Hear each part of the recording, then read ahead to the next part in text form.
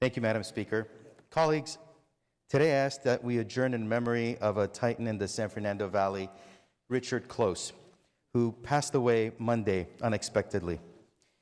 He was a monumental advocate in our community for over 50 years, from the halls of Congress to the state capitol to City Hall. He was relentless in his fight to ensure that the San Fernando Valley got its fair share and was well represented.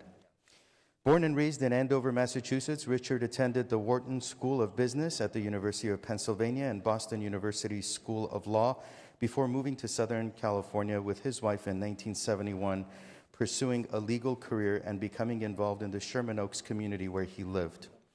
In the 70s, after joining the Sherman Oaks Homeowner Association, Richard began working for Prop 13 because Howard Jarvis came to a meeting, who also happened to be a resident in the San Fernando Valley, and communicated about what he wanted to do, and he won Richard over, and so Richard started to work on it.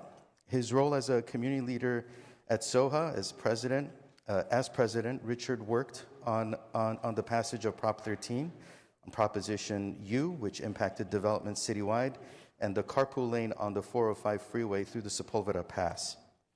Richard's law practice focused on land use entitlements, administrative and regulatory law, project development and financing, manufactured housing communities, governmental relations, and advocacy. Richard was nationally recognized for his expertise on legal issues related to his housing and real estate specialties. The legal, political, and business communities each recognized Richard's skills in creating community opportunity and valued his ever-astute judgment. In the early 2000s, Richard was frustrated and fed up that the San Fernando Valley was continuing to pay more in taxes and receive less in services than the rest of Los Angeles, so he spearheaded Valley Vote, a group that secured a ballot measure that would have allowed the San Fernando Valley to become its own city. Although the ballot measure failed, Los Angeles understood that in order to succeed, you could not ignore nor take for granted the support of the San Fernando Valley. Even those who did not agree with Richard's politics, me included, could respect his approach, relentlessly advocating for his community for better representation and better services for the Valley. His leadership and guidance steered SOHA to become one of the most powerful nonprofit community organizations in California for 40 years. And the New York Times referred to Richard as the King of the Valley. Colleagues, Richard and I disagreed so much on so many things that it wasn't even funny at times. I even questioned why he would want to sometimes grab coffee with me or meet for breakfast with me at our favorite place, Solly's, which closed down, unfortunately, a few years ago.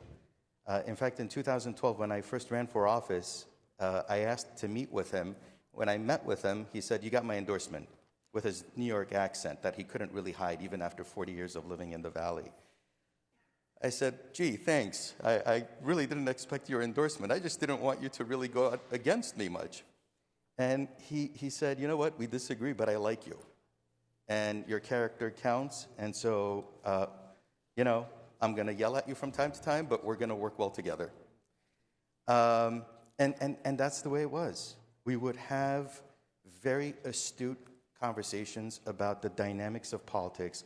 We sometimes didn't agree on the final outcome, but we were in sync on the tenets and the chronology of events that we were expecting to happen.